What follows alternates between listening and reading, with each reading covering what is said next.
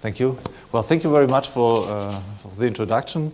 It's a great pleasure for me to be here. I've been only once to Denmark before, about 15 years ago, as a tourist. So now I'm turning back as a missionary of Austrian economics. I didn't anticipate at the time. At the time, I think I didn't even know what Austrian economics was. But so here we are, 15 years later. A lot of water has flown down the Rhine and the Öresund. As I always say to my students in Angers that the reason why I constantly stop my lectures about 10 or 15 minutes before I'm supposed to is because that, as a professor with a fixed salary, is the only way to increase your real wage rate. Okay. Now here they're cutting the lunch breaks, and I guess instead of salmon and mussels and so on, we'll get a smørrebrød. Now that's a kind of a decrease of a non-monetary wage rate, right? So I've learned something from my Danish friends. Again, our subject this morning is Mises and the Austrian school, and so it was a wise decision to cut down the lunch breaks rather than have me drop every 8th word, because then the sentences wouldn't make much sense. So Mises, I guess, you know certain things about him, otherwise he wouldn't have shown up here. Mises is, in a word, is the most important economist of the 20th century, and he happens to be a member of the Austrian school. As far as I'm concerned, and that probably holds true for Hans Hermann Hoppe and many others too, one reason, or probably the most essential reason why I would call myself an Austrian economist is because I'm convinced that Mises' work is just the most solid basis that we have for further elaboration. That doesn't have to mean, of course, that we accept every word that Mises ever wrote at face value, but it means that in very important respects, both as far as substantive issues are concerned, but also questions as epistemology and methodology and so on, he is far superior to, or his work is far superior to the work of any of his main competitors. Which leads me to a related observation, Austrian school. Well, in a way, one could say that Mises just, of course, continue to build up economic science as it was handed down from, well, a couple of previous economists starting in the 18th century. So in a way, I would say the Austrian school today is, well, the only school of economists that has survived, whereas all others have fallen away from economic science. They've started doing something else. They've started doing applied mathematics. They've started playing econometric games and so on, which has not much to do with economics. Right? Today, we are in a phase of a great crisis of economic teaching, both on the European continent, but also in the US, for example, where many students are fleeing the discipline. They're stopping being interested in economics and so on. They're turning toward other disciplines. And one important reason is that economic science seems to be devoid of meaning.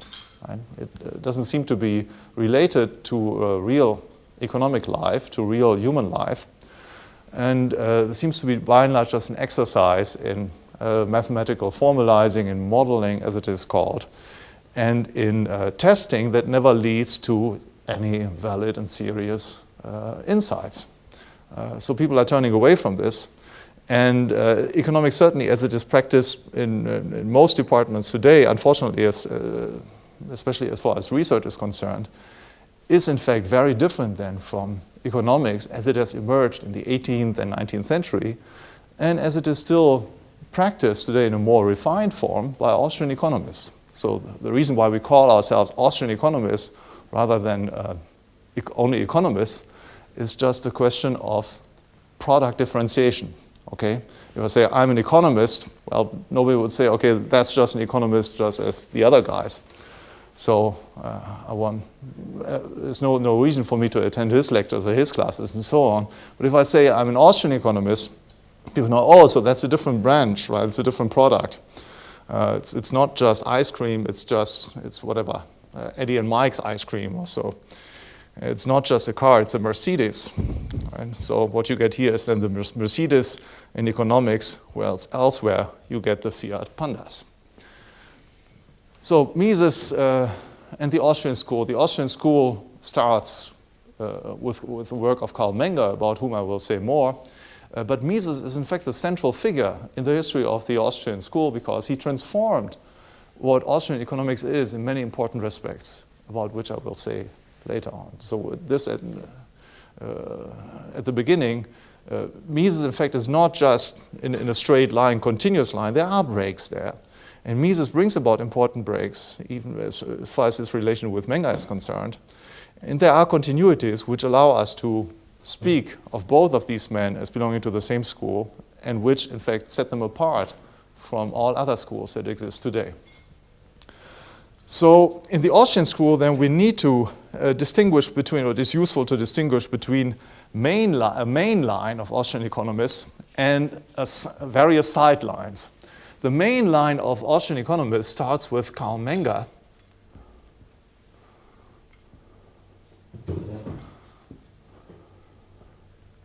who lived during this period, 1840 to 1921, and extends through Eugen von Böhm-Bawerk,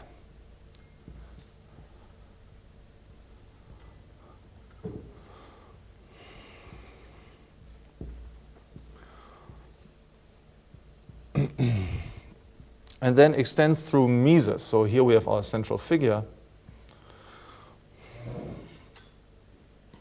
Ludwig von Mises, 1883, 1973. And then to Murray Rothbard and his present-day followers.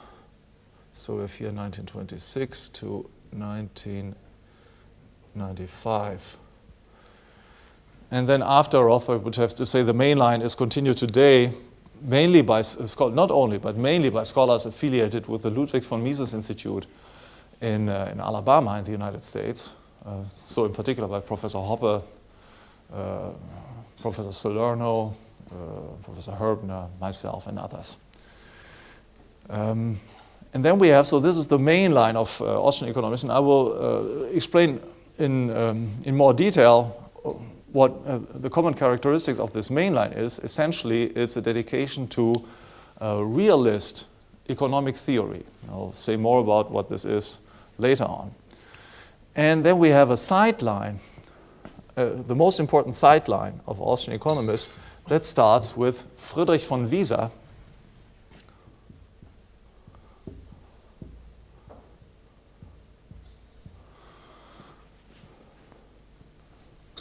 who was not inspired, whereas Böhm-Bawerk derived his main inspiration from Menger and continued the Mengerian project. Wieser was at least equally much inspired by an English economist by the name of Jevons, okay, which made Wieser more likely to adopt positivistic habits of economic reasoning that are characteristic today of what the mainstream economists are doing. And in fact, all of Wieser's main contributions have been absorbed by mainstream economists today. So Wieser's most important pupil was Hayek.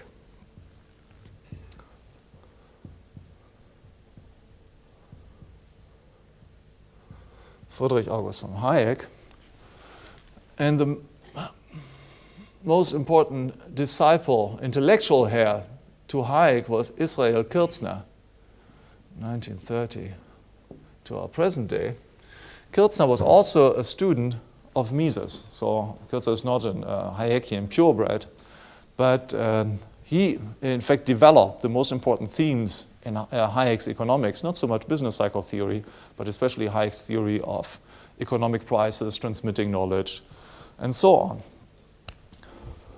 And then in the present day, well, this branch is in a crisis. There's no clear-cut heir who is still continuing this project. There are various contenders to the throne. We don't have to deal with them today. We are mainly interested in this branch here. So what I will do in my talk now is to, give you a brief introduction to Menger's work and then talk somewhat about Böhm-Bawerk and then go into more detail as far as Mises is concerned. So the main line then starts with a book that Karl Menger wrote in 1871, that he published in 1871, with the title Grundsätze der Volkswirtschaftslehre, Principles of Economics. Okay? And in this book, Menger proposed a new economic theory of value and prices. That is, more precisely, made one great contribution, that is to explain market prices based on the principle of marginal value, about which I will say more in my second lecture today. So whereas a previous economist had explained prices as a function of, or as resulting from costs of production, Menger explained prices in terms of the needs of consumers and their readiness to pay prices for these consumer goods on the market. And the prices for the consumer goods being paid on the market are then imputed backwards on the prices of producers' goods and so on. So we have a unified theory of value that explains all market prices by one pervading common principle, which is the principle of marginal value. Okay. Now, what makes Menger's theory so interesting is can be explained in comparison to the theory that was developed about at the same time by William Stanley Jevons, an English economist, and Léon Walras, a French economist living in Switzerland, in Lausanne, who developed very similar theories. So all three thinkers developed a price theory or proposed a price theory at about the same time, in the early 1870s, in which they explained market prices on the principle of marginal value. Right? And if you go to economics, or if you're an economics student, who is an economics student here? Okay, so not all, but there's a number. Right? So I had economics classes today. We still explain prices based on these principles. Right? When we learn the theory of prices, we start with some observations about marginal value or marginal utility, as it is usually called, and then explain prices as a function, as a resultant, as a consequence of marginal utility. Okay, so insofar there's agreement. What makes Menger's theory interesting is that he gave a realistic account of this whole phenomenon. Right? Whereas Jevons and Walras developed a theory of marginal utility that was mainly fictitious, right? Was a fictitious speculation that could not be directly verified or falsified, right, by information that was at hand.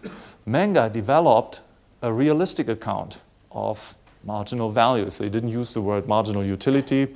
By the way, he didn't even use the word marginal value. Right? He said, he used a more complicated way of circumscribing the phenomenon. What was important in any case was the value of individual units of a good about which a choice was being made. Okay. So in Menger's theory, then, all values and prices are explained by a descriptive theory. So the theory itself describes elements of reality. It's not a hypothesis or a fictional stipulation that we make at the beginning of our reasoning and then we make various deductions from it, but he starts from describing various elements of real human life. For example, human beings do have needs. Right? The needs have different importance, so there's a ranking between the needs. Every individual good satisfies a concrete and discrete individual need. And so as a consequence, the different individual goods have different importances. Okay? It makes no sense to speak about the value of a class of goods, the value of water or the value of chairs in general. If we want to explain really what is going on the market, if we want to understand human decision making, we need to take account of the context. Right? In a context, we have always a concrete chair. This object, for example, and the context is defined by the presence, for example, of other chairs of this type. For example, in this room, we have about, I guess, 80 or so chairs of this type, which makes that the relative importance of one chair of this type is not as high or not as big as if this were the only chair of this type in the world. Would be a unicard, right? A work of art made by the famous Hubert Strecker, and would therefore have a surplus, command a surplus value. Okay, so here we have then Menger's take, the particular Mengerian edge of his theory of marginal value, and Menger himself was very conscious of the fact that this was what set him apart from both Jevons and Walras. So he had read everything that Jevons had written, he had read everything that Walras had written. He was not impressed by the mathematics, right? And he said, okay, what is important if we want to give a truly scientific account of human life is that we be faithful to the observed fact, that we be faithful to the reality that we can verify, right? And this is not what we do in mathematics in order to apply mathematical tools to human behavior, to the explanation of human behavior.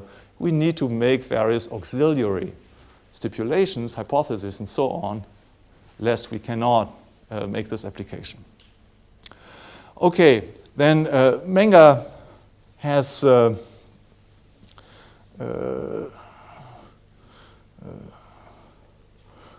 made one other contribution that is worth being mentioned. Namely, he gave an account of the origin of money that was very influential both for Mises but also for other thinkers in the 20th century. So Menger stressed that money did not emerge on the market as a social convention, right? So it was not the case, well, first of all, historical is a historical fact, right? That there was never ever in human history a convention that came together and then decided, okay, well, we would need something that is as useful as money because it allows us to calculate the value of all things, right, in terms of a common unit. So it would be nice to have something like, of this sort. So let's get together and we just make up an object and say, okay, now whatever, lamps of this sort are our money, or tablecloth of this sort will be our money. And it was purely a conventional decision to pick up the precious metals, gold or silver, or any, or maybe paper money or something, that resulted then from human deliberation and was ultimately arbitrary. Okay, it was in any case a creation of the political will. So what Menger explained was that actually, okay, so first of all, we have the historical fact that no such convention ever took place, which brings up the question, so how did money, in fact, originate? And Menger explained that it came about, money arose as a social institution that touched, well, the lives of all members of society through individual action, okay? This money came into being because what he called indirect exchange is more useful than direct exchange. And as long as people can exchange only consumer goods one against another directly, the market is very limited. Is there any way to erase what I've written here? Turn the ball. Turn the okay. So we have true scarcity.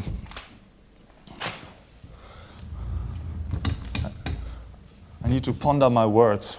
This is all what's left for me to say here.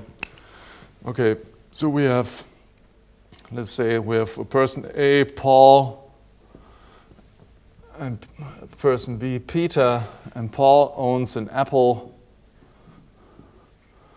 and Peter owns a pear. Right? And Paul and Peter decide to exchange the apple and the pear, so that's fine. What is if Paul would like to have the pear, but Peter doesn't like the apple? Peter just is allergic against apples, or thinks that apple trees should be a protected species and not be robbed of their fruits and so on. It would be completely different in the case of pears, by the way. Right, so he doesn't desire the apple, so no exchange would take place. There would be no way for Paul to get a pear. right? But there might be a way for Paul to get a pair if he can find out, well, what is it that Peter would actually like? What would he be ready to exchange his pair against? And he finds out that Peter likes French cheese. So he gets in touch with François, not François Mitterrand, because he never exchanged anything useful in his life, but some other François, and exchanges his apple against the cheese, and then takes the cheese to exchange it against Peter's pear. Okay. Then in this case, the cheese is what is called a means of exchange, right? And so we have here an indirect exchange which extends the market, which creates a greater market than would otherwise have existed. And since this is therefore a useful technique to attain one's ends, it is likely that other people will start imitating the same technique, right? And as a consequence, the practice of indirect exchange becomes ever more widespread. And as a consequence of this, people will also tend to select the most useful, physically useful commodities to perform indirect exchanges, which explains in turn why gold and silver and precious metals in general have been selected by the market as media of exchange. And they have become money, right? Money being a generally accepted medium of exchange. Okay, so this was the Mengarian theory, and it was interesting because it explained that how general social institutions emerged through individual action and became general through a process of imitation. Okay. Now, very briefly about Böhm-Bawerk, because we need to move on and talk a little bit about Mises at least. Böhm-Bawerk, was probably the most famous Austrian economist of his generation. He was 4 times the head of the Austrian Ministry of Finance. And most of all, what is interesting for us was that he was one of Mises' main teachers. He was certainly the teacher that inspired him most. So Mises took part in Böhm-Bawerk's seminar at the University of Vienna from 1905 to 1913.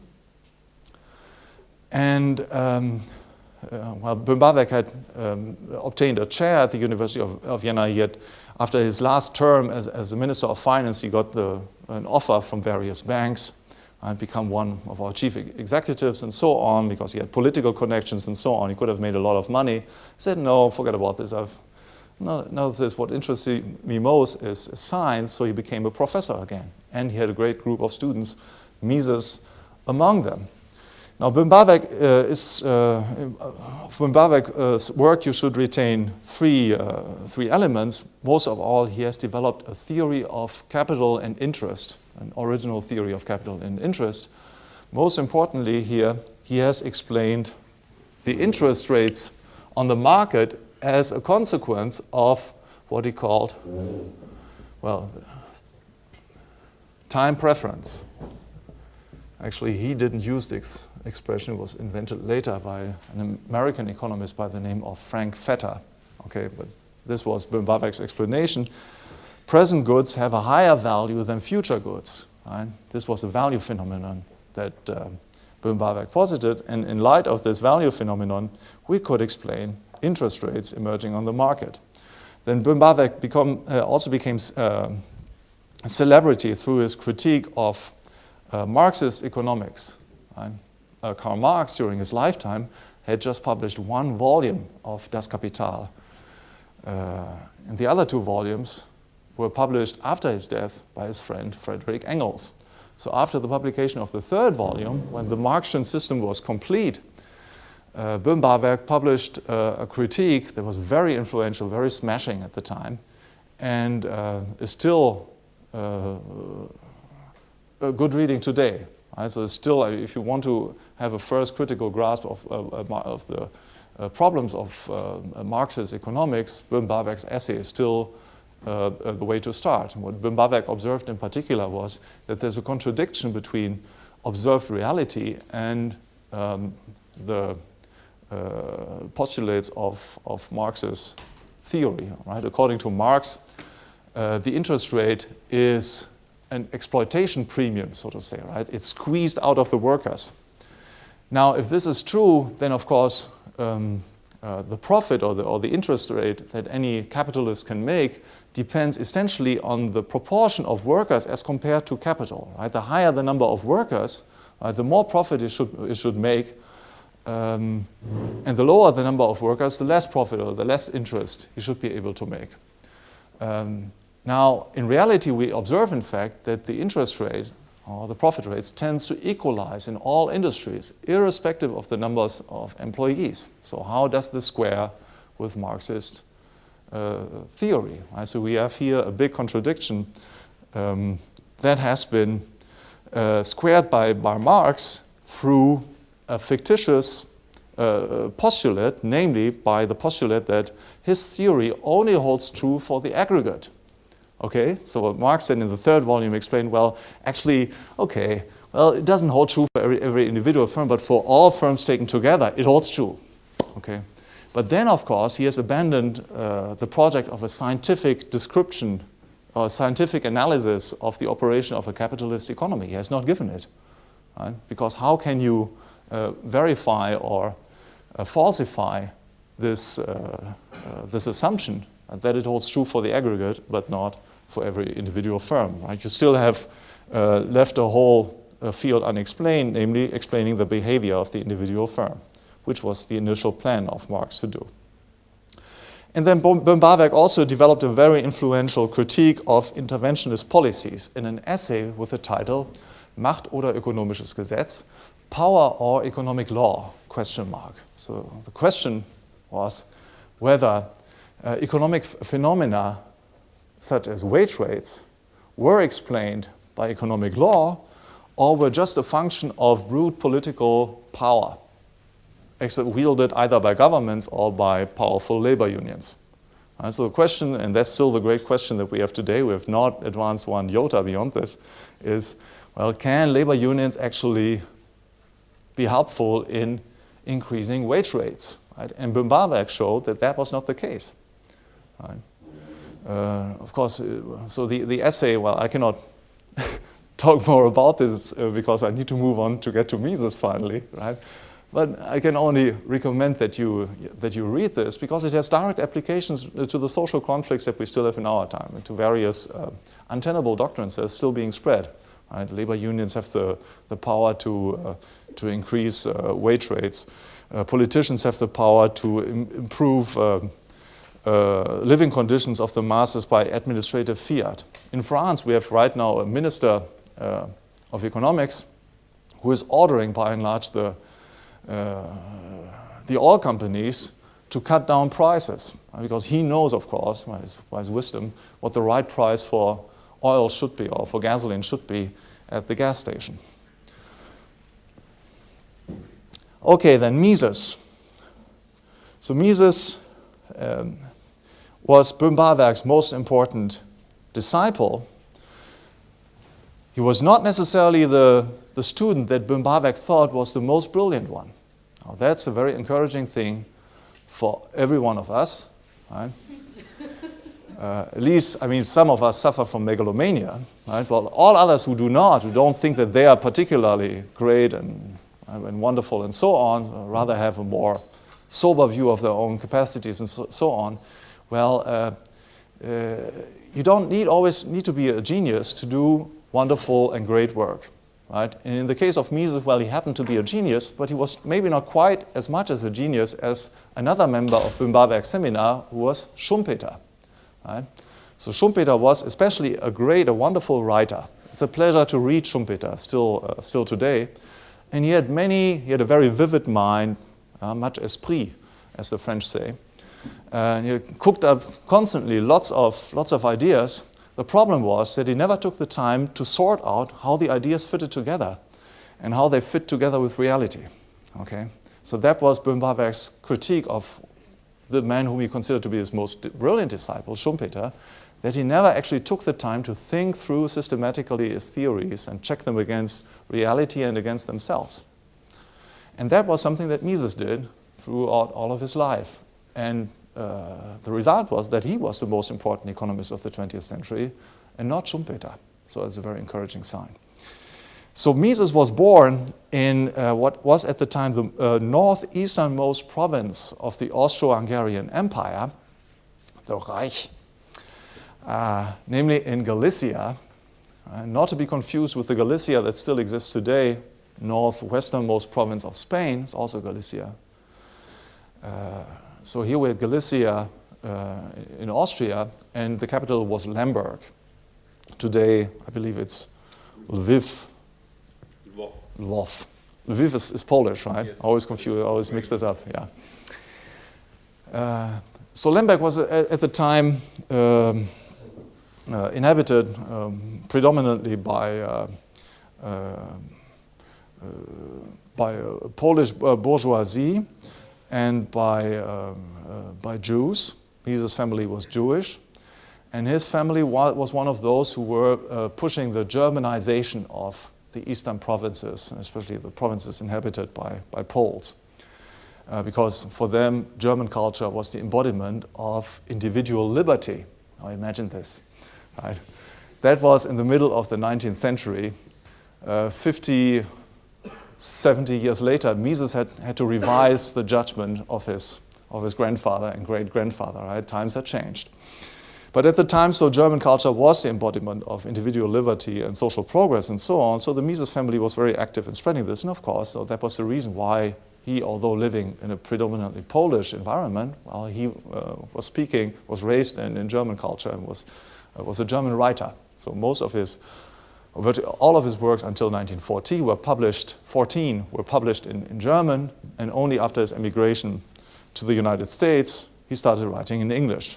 I've anticipated already several things. So Mises was born there. His family moved early on to Vienna, where he was educated. He went to the university. And after the university, he joined the Chamber of Commerce and became the most important economist within the chamber, the chief economist within the chamber, and had a large influence on Austrian politics in the interwar period. In 1934, there was a political crisis in Austria, and the country turned increasingly totalitarian, right, almost government control and so on. And at that point, Mises then accepted an invitation to go to Geneva to a graduate school of international relations. That was, in fact, the House Graduate School of the United Nations. The League of Nations at the time. Right? So, the League of Nations. And they needed to have a school to train all the future international administrators. Mises joined this school on the chair for international economic relations. In 1940, the German troops were overrunning France. Mises emigrated to the United States, arrived in New York, and would stay there for the rest of his life.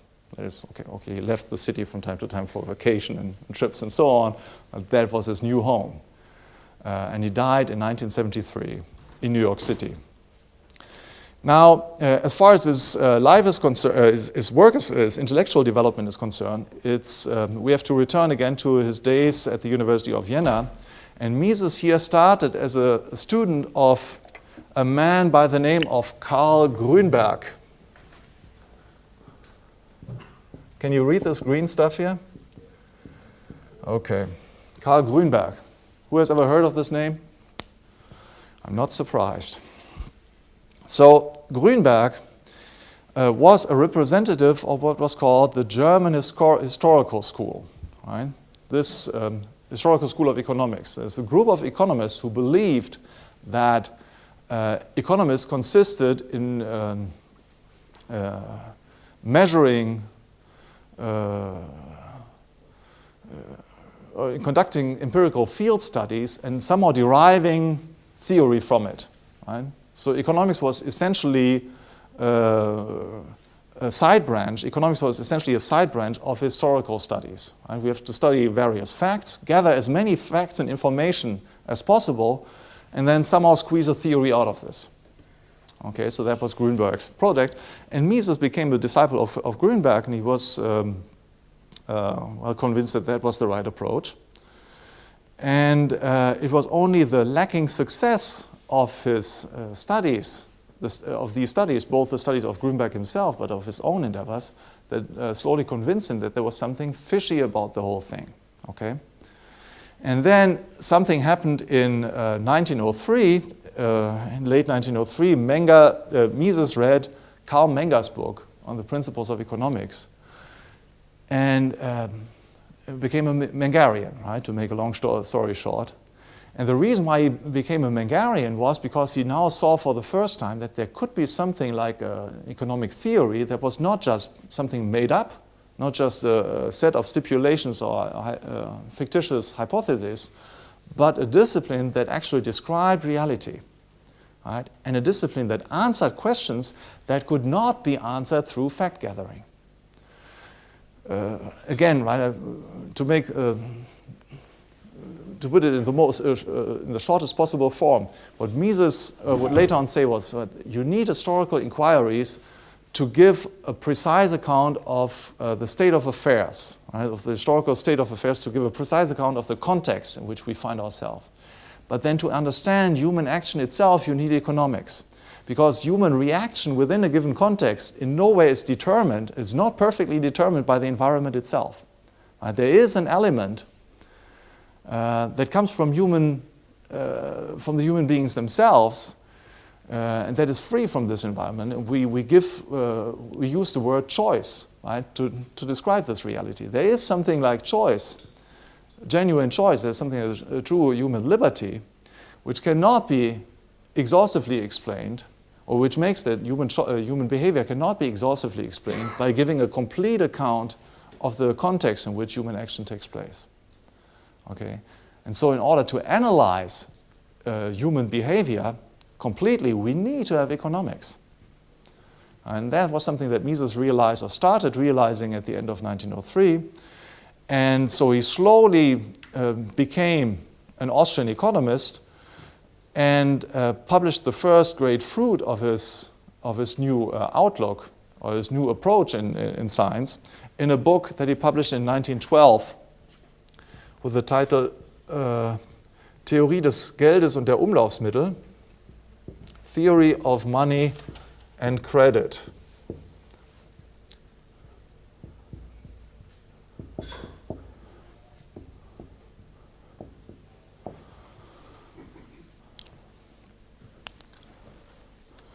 And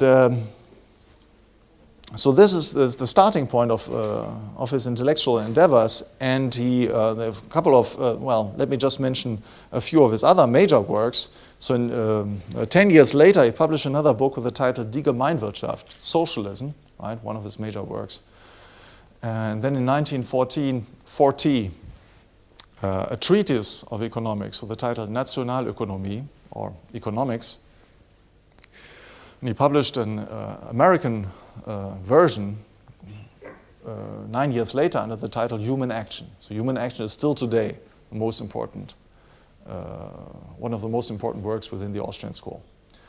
And then another book, or two other books that deserve to be mentioned, were in 1956 a book with the title Theory and History, and in 1962 a book with the title The Ultimate Foundations of Economic Science.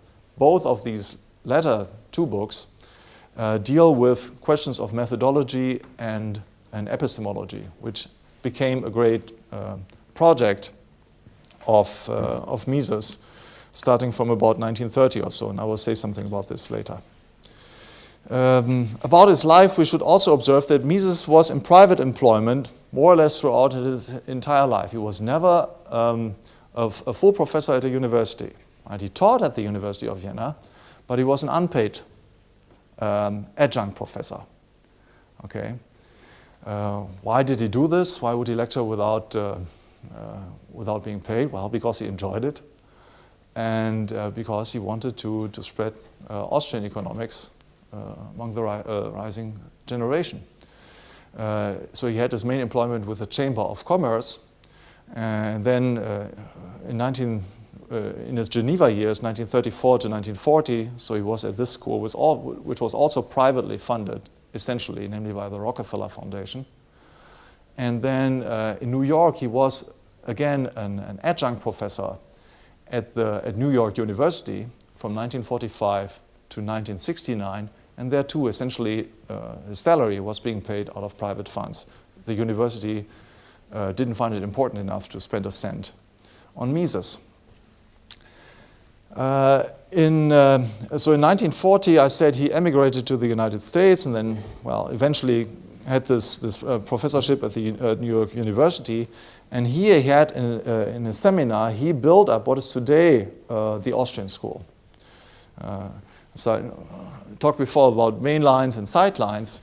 Today the main line is the most vigorous branch in Austrian economics, and it has come to be the most vigorous branch due to the work of the Ludwig von Mises Institute, which was founded about 25 years ago. The mission of which was to spread Mises' work, Mises and Rothbard's work. And the reason why the institute was founded was because at the time the sideline was becoming more important than the main line, right? So the Hayekian sideline was getting a boost due to the Nobel Prize being accorded to Friedrich von Hayek in 1974. Right? We obtained the Nobel Prize for economics. And as a consequence, well, people became interested in Hayek's works and were drawn increasingly toward problems of the knowledge economy and the spontaneous emergence of institutions, all these Hayekian themes. But as a consequence, the economics came to play a side role, right? Especially the economics developed by Mises and by Rothbard were increasingly left aside. And so there was a market niche, so to say, into which the Mises Institute jumped and helped bring about the present situation. Due to Mises' move to the United States, the Mises school, or the Austrian school insofar as it survived after 1945, was predominantly a Mises school. Right? Mises and his seminar trained the most important Austrian economists of the 1960s through 90s, and here I mention a few names. Hans Sennholz, and then of course Rothbard, and we might also mention George Hülsmann,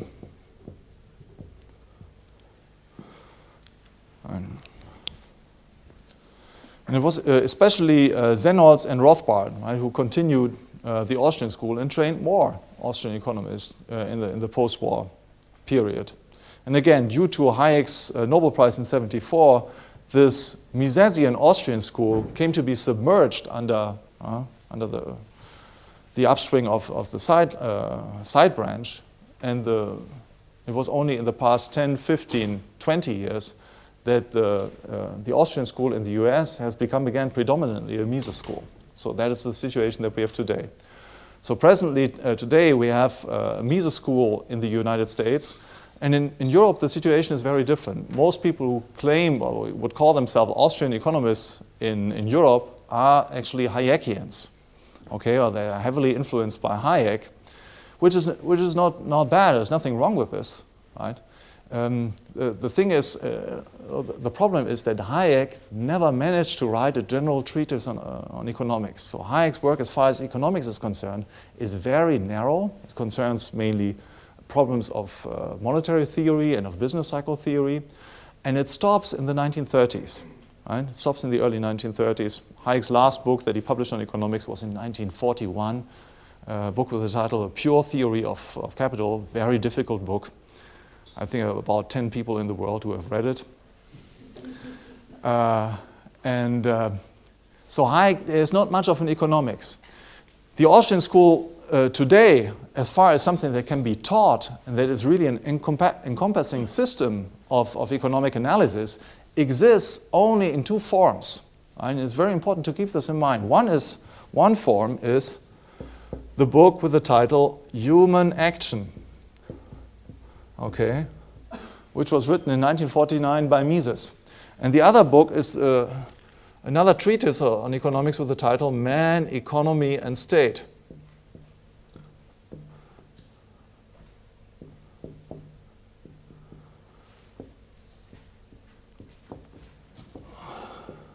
1962, and the author is Rothbard. Right?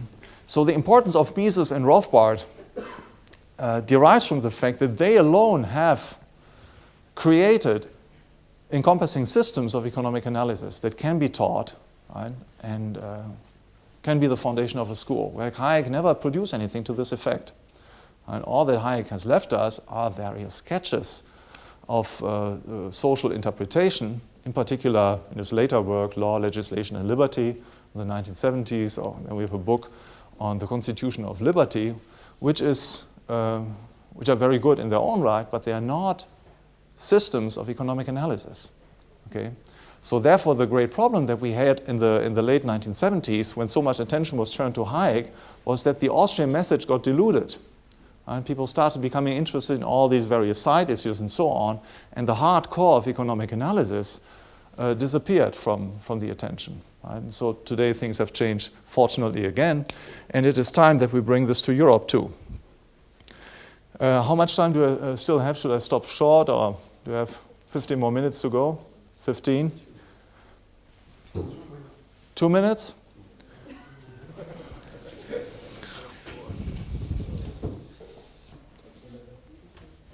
So should I stop at 10:30? Okay.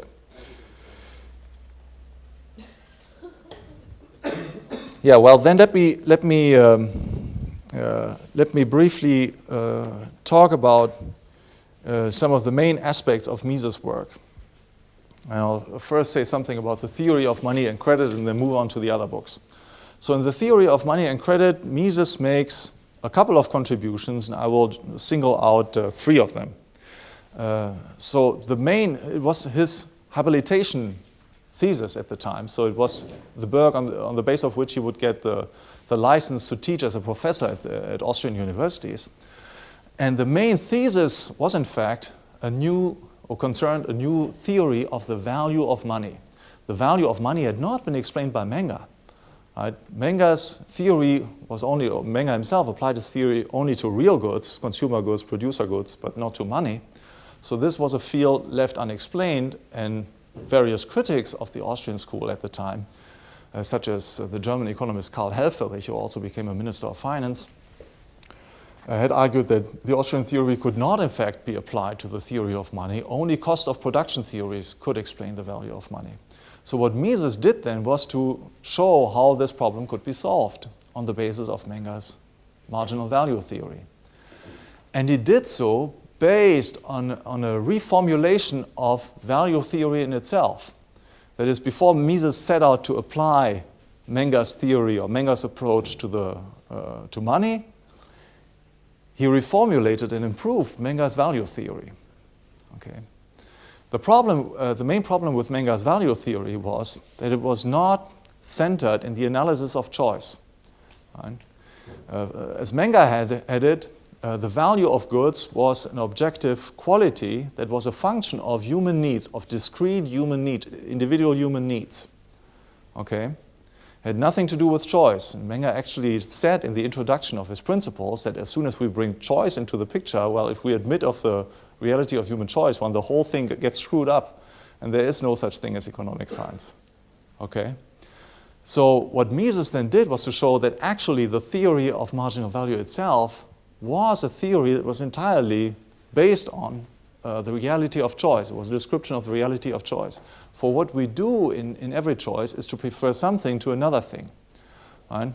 I do prefer, if I go to a shop and buy a bread for, what would be the price here, for five coronas?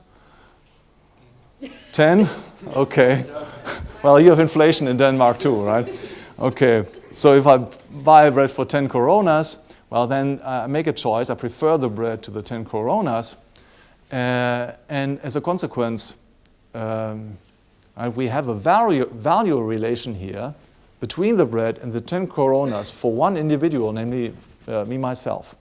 Okay, so that is the foundation of value theory, the preference that people have for some things for some choice alternatives over other choice alternatives. So Mises turned Menger's value theory into a preference theory. And then he applied this to the value of money, and he showed, in fact, that the main problem that was perceived to exist in any attempt to apply marginal value theory to money could be solved.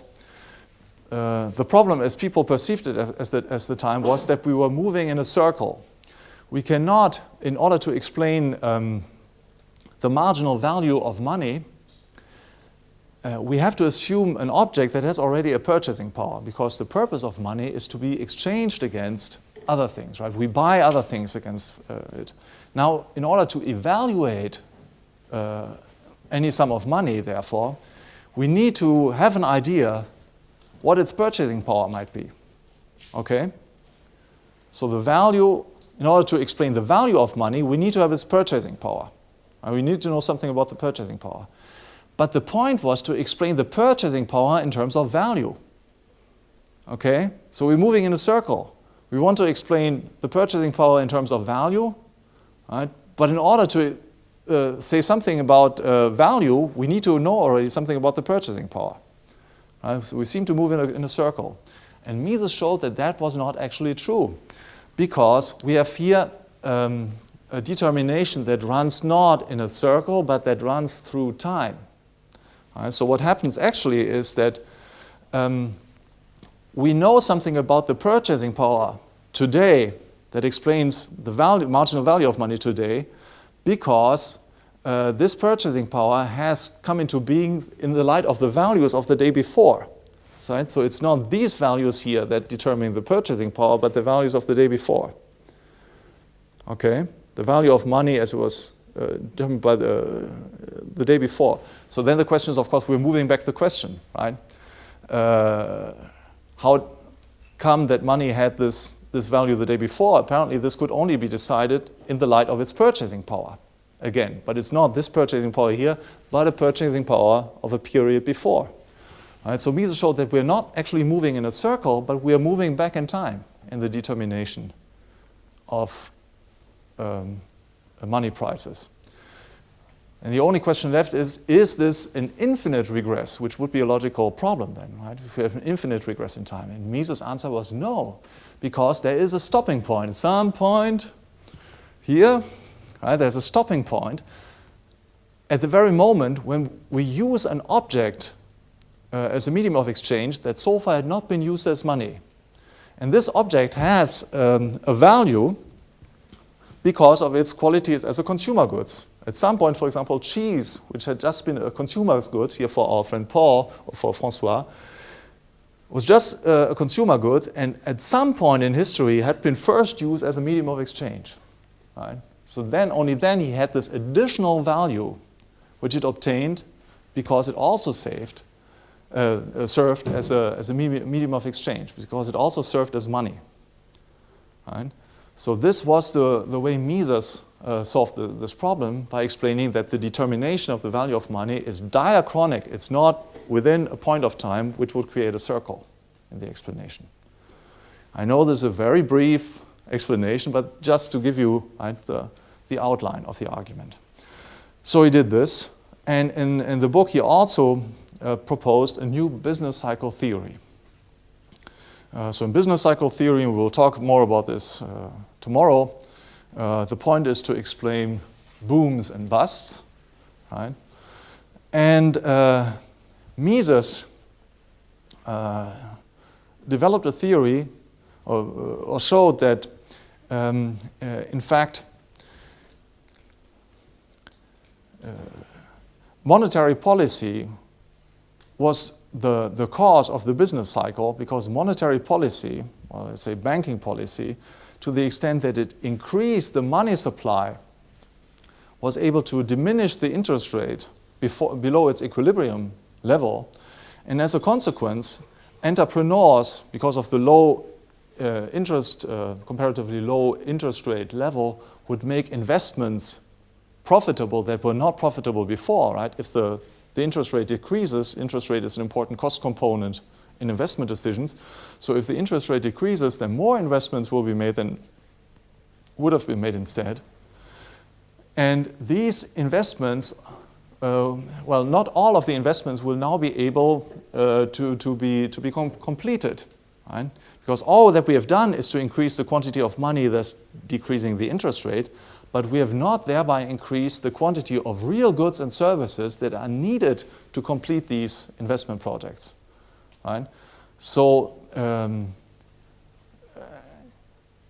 the increase of the money supply has diluted the entrepreneurs. It has created a mass error. Entrepreneurs do things now that they should not have done. They cannot complete all these projects into which they throw themselves.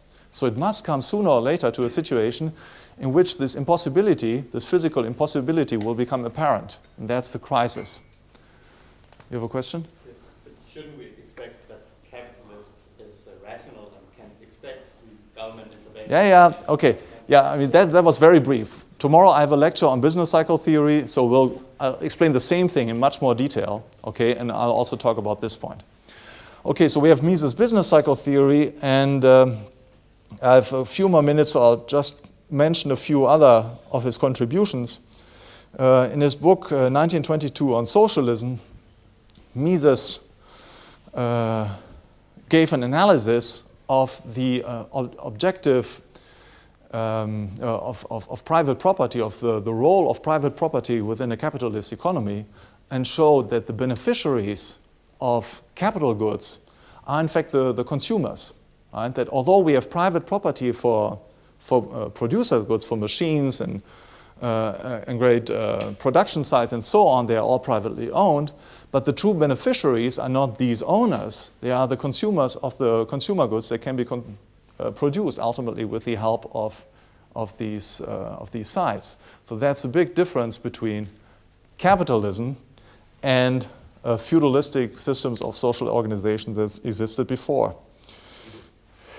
So most importantly then, Mises also in the same book developed a theory that he had proposed 2 years before in 1920 in one of the most famous economics articles in the 20th century, an article with the title Economic Calculation in the Socialist Commonwealth. And here Mises explained that